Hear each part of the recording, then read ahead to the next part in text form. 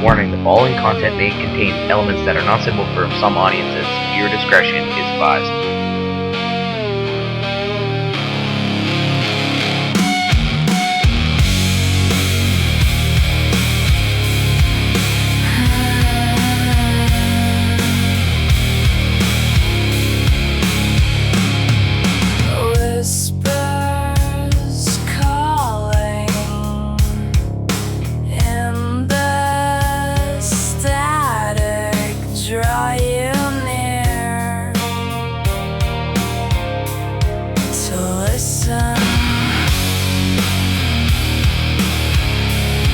Kimiko is here to bring you fear of the unknown. So sit back, grab a snack, get your favorite drink. It's time to blow your mind. Make you think about the spooky stuff. Whisper, whisper in the static.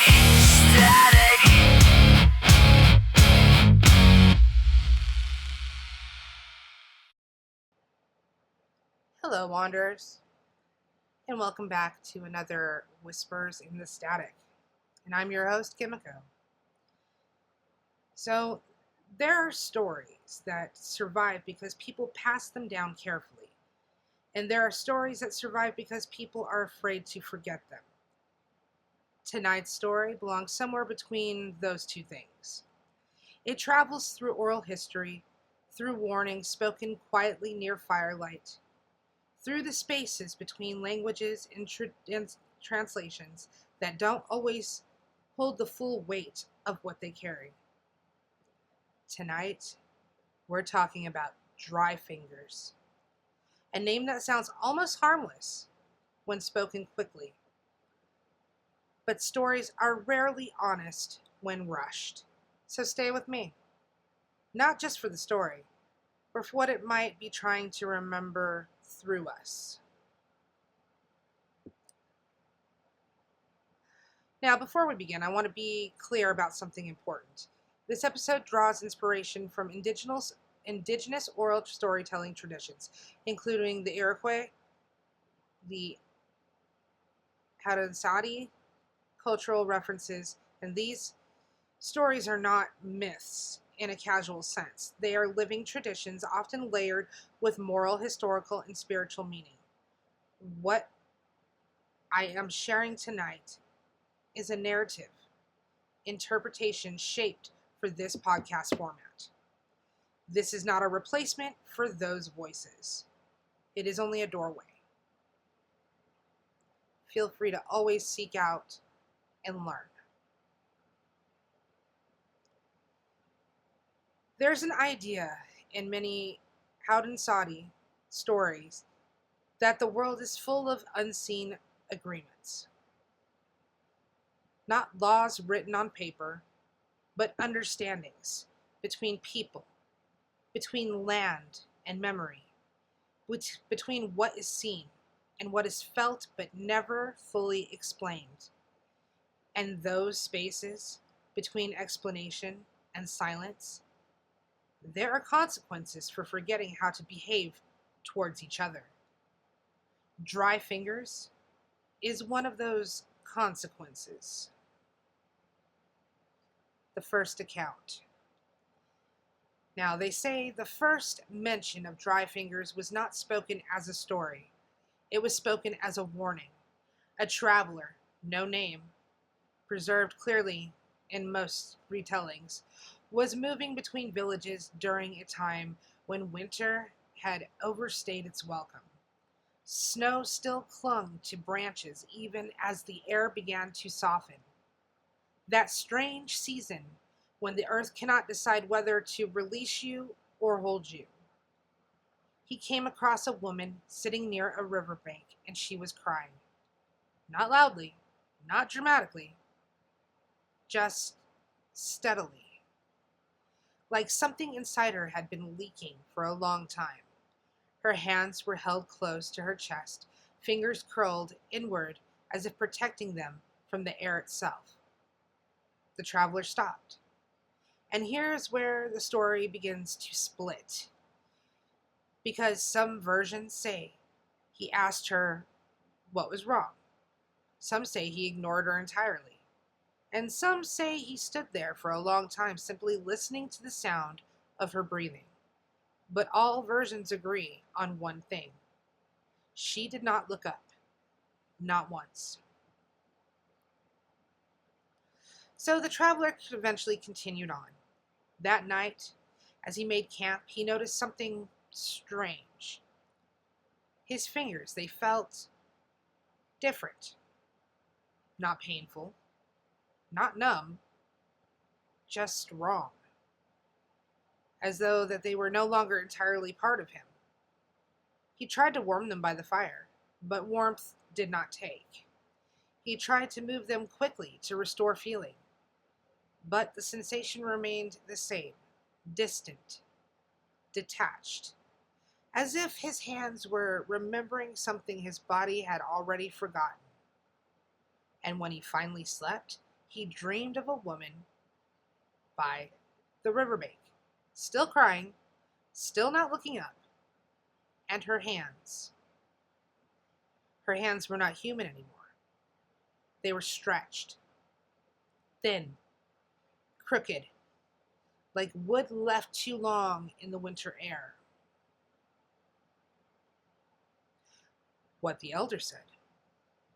In most versions of this story, the traveler eventually sought out an elder, someone who understood the older ways of speaking about imbalance. The elder listened without interrupting. That is always how these figures are written. They listen first. Then they speak like they have been waiting for the question longer than the question had existed. And the elder said, "You did not help her because you thought her sorrow belonged only to her." The traveler tried to explain. He said that he had not known what to do, that she did not ask for help, that she did not reach out, and the elder nodded and replied, "That is why your fingers are dry." Dry fingers is not about punishment in the way modern stories often frame it. It is about recognition, about the moment you see suffering and decide that it's separate from you. In the telling, the condition does not spread like illness. It spreads like understanding, slow, unavoidable, once noticed. So the condition begins to spread.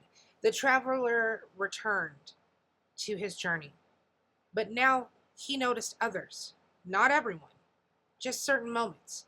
A child crying alone near a path, an older man sitting too still outside a lodge, a woman standing in water that was too cold to be standing in. And every time he saw them, he hesitated. Not because he was cruel, but because he remembered his fingers. And that hesitation mattered more than anything else, because dry fingers is not only what happens when you do not help. It is what happens when you begin to notice that helping costs something, even if you do it anyway, especially if you do not. The traveler's fingers became visibly different over time. Cracked skin, dryness that no water could fix, a sensation like his hands were becoming older than the rest of him, and eventually others began to notice. Not the cause, but the effect, because in some versions of the story, dry fingers is contagious not through touch, but through witnessing. The woman by the river. There is one version of the story that circles back to the woman at the river. The traveler returns there. Some say out of guilt. Some say out of compulsion. Some say because he cannot stop himself anymore. And she is still there, still crying, still not looking up. But now he understands something that he did not understand before. Her crying is not a request. It is a condition of being, a presence of grief that is not asking to be solved, only acknowledged. He approaches her, and this time he speaks, but the words feel uncertain in his mouth, as though language itself was not designed for this moment. And he asks if she needs help. She does not answer. He steps closer. His fingers ache now, not with pain, with recognition. And when he finally reaches out, she disappears. Not like vanishing, like she was never fully separated from the river in the first place. And in that moment, the traveler understands something that changes everything. The dry fingers were never about his hands, that they were about him, that they were about what he refused to touch. Now, what the story leaves out. Many modern retellings of Dry Fingers focused on the supernatural element, the transformation, the curse-like quality, the physical deterioration. But older interpretations suggest something quieter, more unsettling, that Dry Fingers is not a spirit that arrives. It is a way of seeing that cannot be unlearned. Once you recognize suffering and choose distance anyways, your body remembers, not as punishment, but as a record. There is something uncomfortable about stories like this, because they do not allow for clean moral distance. They do not let you say, I would never. They ask instead, how many times have you already? In contemporary retellings, especially online, Dry Fingers is often described as a warning about emotional detachment, about scrolling past suffering, about looking away too quickly, about how many times a day we see someone asking for help in ways we are trained not to recognize. But the older story does not see modern language to survive it, because it was always about attention, about responsibility, about the weight of noticing and not responding. The traveler in the final telling does not become a monster. He does not die. He does not suffer in dramatic ways. He simply continues, with hands that never fully warm again, and a memory that never fully leaves him alone. And maybe that is the most haunting part. Not transformation, not punishment, but continuity. The way life simply goes on after you understand something you cannot understand.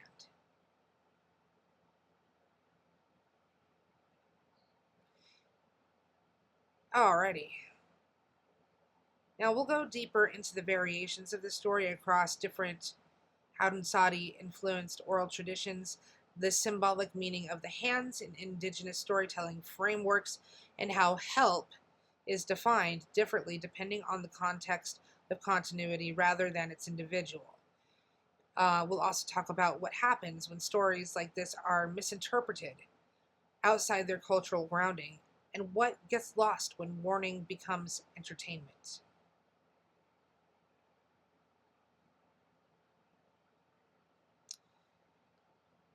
Okay. Here's what happens when a story survives longer than its original context, because Dry Fingers is not just a narrative. It is an echo that keeps getting translated into different languages of fear, responsibility, and distance. And in those translations, something important starts to shift. Stories that travel wrong. There's a pattern that happens with oral traditions when they move outside their original communities. They flatten, not intentionally, but inevitably. A teaching becomes a ghost story. A moral becomes a curse. A social responsibility becomes a personal horror. Dry Fingers is often retold as if it was about an external force that punishes people. But in older Haudenosaunee framing, stories like this are rarely about external punishment. They are about imbalance, about relationship, about what happens when a person steps out of alignment with the obligations that are embedded in, not as individuals, but as a participant in the network of responsibility.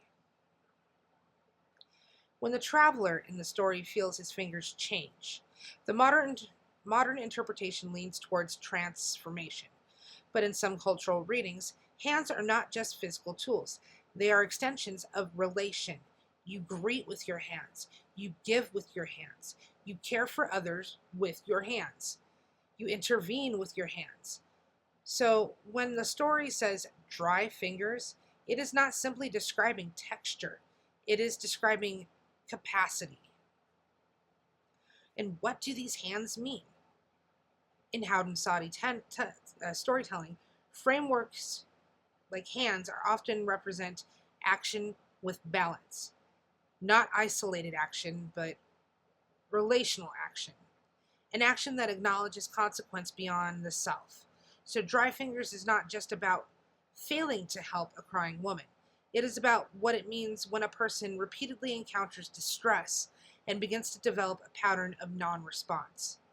Not once, not accidentally, but as a learned behavior, a quiet withdrawal from obligation.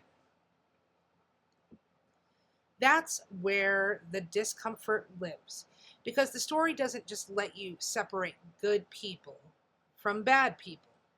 It only asks, what does repeated inaction do to your ability to even act at all? Now, the second traveler, another variant story. There's another version of Dry Fingers that is rarely told in full. In this one, it is not a single traveler. It is many. A pattern across time, across villages, across generations. In each retelling, someone encounters a person in distress by water. Sometimes it is a woman crying, sometimes it's a child too cold to speak, sometimes a man who cannot stand upright anymore. And in each case, the observer hesitates, not always out of cruelty, sometimes out of uncertainty, sometimes out of fear of doing harm, sometimes out of not knowing what help even means in that moment. And in each version, their fingers become dry. Not immediately, but gradually, like something drying out from repeated exposure to unresolved moments. But here is what changes in the older interpretations. The dryness is not permanent at first. It can be reversed, not through ritual alone, not through apology alone, but through re-engagement, through returning to relationship, through choosing action even when uncertainty remains. The misunderstood curse. In modern retellings, Dry Fingers becomes a cautionary tale about moral failure. But that framing can be misleading because it implies a binary. Help equals good and don't help equals bad. The original logic is more complex. It asks, what happens when witnessing becomes passive? What happens when suffering becomes background noise?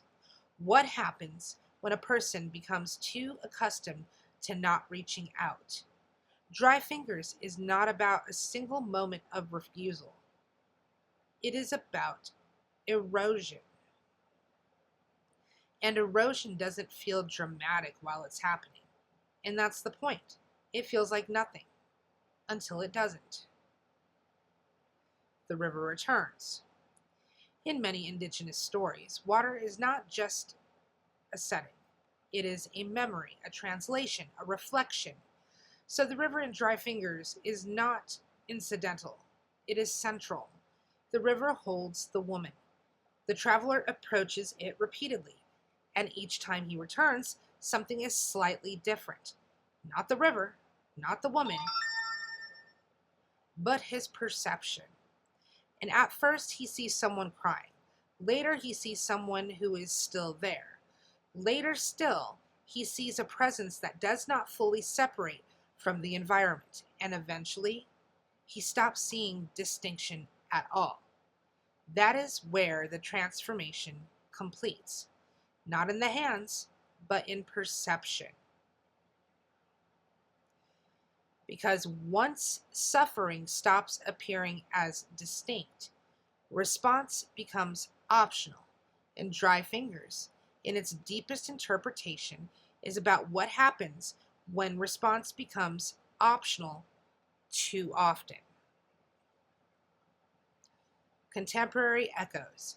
Modern audiences often interpret dry fingers through psychological or metaphorical frameworks.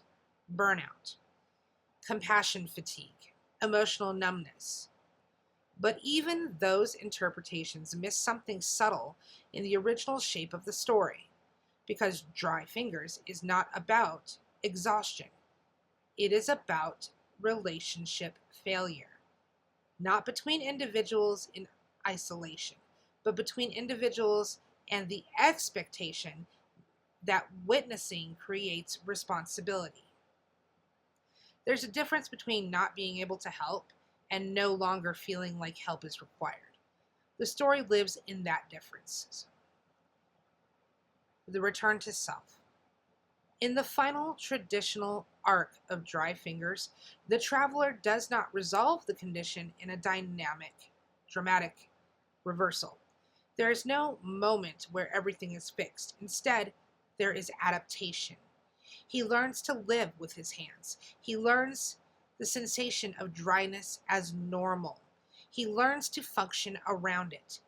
And this is where the story becomes most unsettling, because the transformation is not the loss of humanity.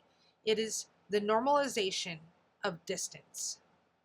And maybe that is why this story survives, not because it frightens, but because it recognizes something quiet and uncomfortable. How quickly I don't know what to do becomes I didn't do anything. And how often that shift becomes invisible. What was never the woman?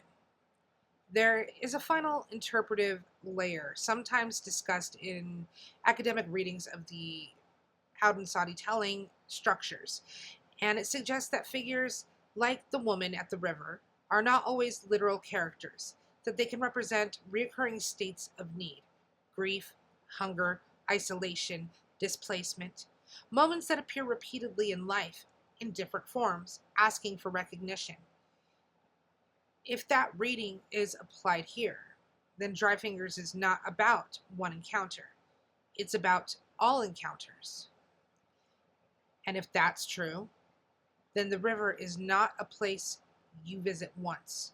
It is something you keep returning to, in different forms, with different faces, different names.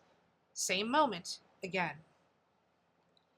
In the oldest retellings that still circulate in fragments, Dry Fingers ends not with resolution, but with observation. A person walking through a village, hands visible, not broken, not cursed in a visible way, just dry. And when others see them, they understand something unspoken. Not fear, not judgment, recognition. Because everyone at some point has felt the beginning of that dryness, that distance forming between intention and action. So, maybe the story was never trying to scare anyone. Maybe it was trying to describe a threshold, the moment where awareness becomes responsibility, and responsibility becomes something you can either carry or slowly stop noticing. Now, this has been Whispers in the Static, and I'm Kimiko. And tonight's story, Dry Fingers, doesn't end here.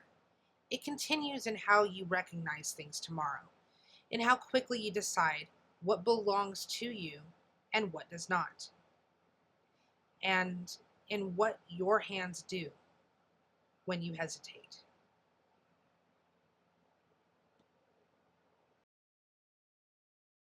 Warning, the following content may contain elements that are not suitable for some audiences. Viewer discretion is advised.